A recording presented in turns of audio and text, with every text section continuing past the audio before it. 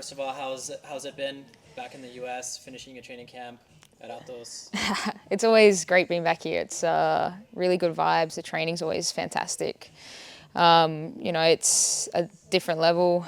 The training sessions are really hard, but they're really good for what I'm trying to accomplish. And the mat's absolutely stacked. So it's good to see everybody again. It's good to see the evolution that's going on the Atos mats as well. Right back to the grind where you left off from ADCC Exactly. on your iconic run. Exactly. It's good to be back in the second home. Right, right. You were telling me earlier you did a couple very hard rounds today, long rounds. Um, Also today was the announcement of your of the change in the match. Yep.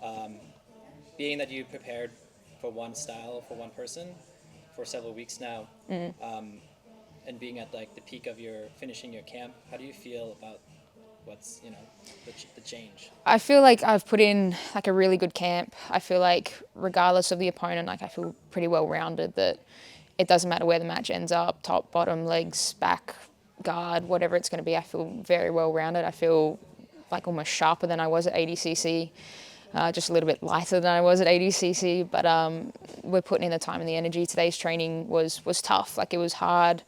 It's like we're right at the end of this training camp, so I'm just really dotting the I's and crossing the T's to make sure that everything's feeling good.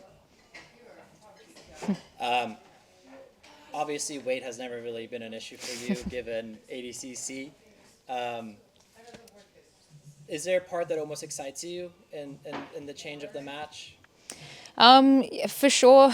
Like the weight cut is obviously, it's not hard. It's just I enjoy food, so not eating the foods that I like to be eating pretty much gives me more motivation because I'm thinking about the match constantly. Every time I see something that I can't eat, I'm thinking about, how much I want this match and how much I want to put on a good performance. But it's part of the game. Like the matches changing is just part of the jiu-jitsu game. Sometimes it happens.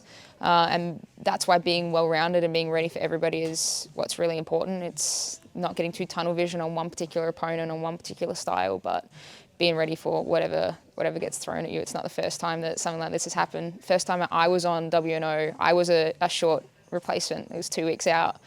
And I was the replacement coming in, so I definitely understand how the game goes.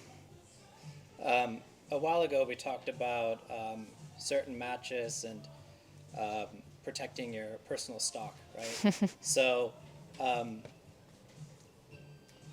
moving forward from here, we're entering the next year pretty soon. What are some of the matches that you really want to have?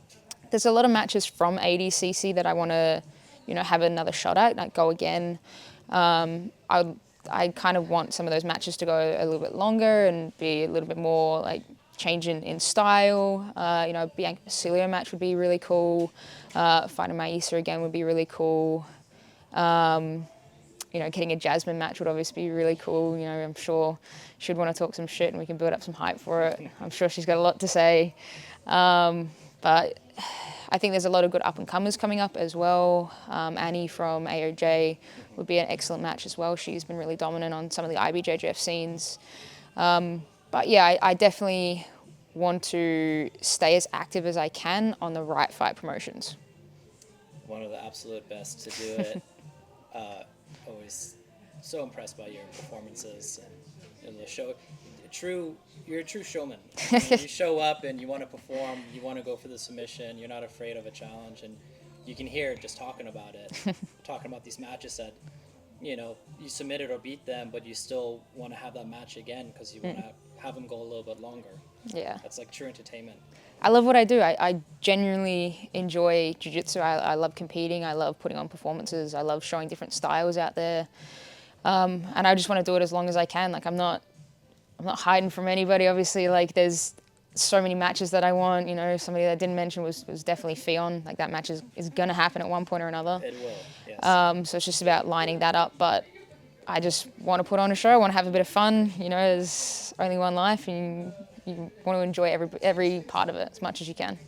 One of the things that you had mentioned last time you stopped by in the office was that you have your eyes set on doing Gi Worlds because you had this dream when you first entered jiu-jitsu, you did gi for a long, long time. And that's how we first met. Yep. You know, I remember you flying up and coming to Worlds and, you know, representing Australia all the way out here. But you always had that dream of getting your gi world championship as well. Yeah, And I 100%. love that that dream just hasn't vanished. Like you said you have to do it for the The 12-year-old version of me that, you know, had that dream of being a black belt world champion, and I'd have every intention of fulfilling that dream, you know, and that means staying consistent in both. I want to do gi. Gi was my first love. I want to get back into the gi. It's just there's more fight opportunities, no gi at this stage. yeah But I definitely want to get back into the gi. I'm ready for it. your game. I'm game, man. I did like my black belt debut year. I did some gi. Didn't really do much training for the lead up to it, but felt sharp out there. Even though I didn't do the training camps that I wanted to necessarily do for the gi on my debut year, I still felt really good out there. I felt comfortable in the gi. But now I'm going to put a little bit more time and energy into really kind of making my mark in the gi scene.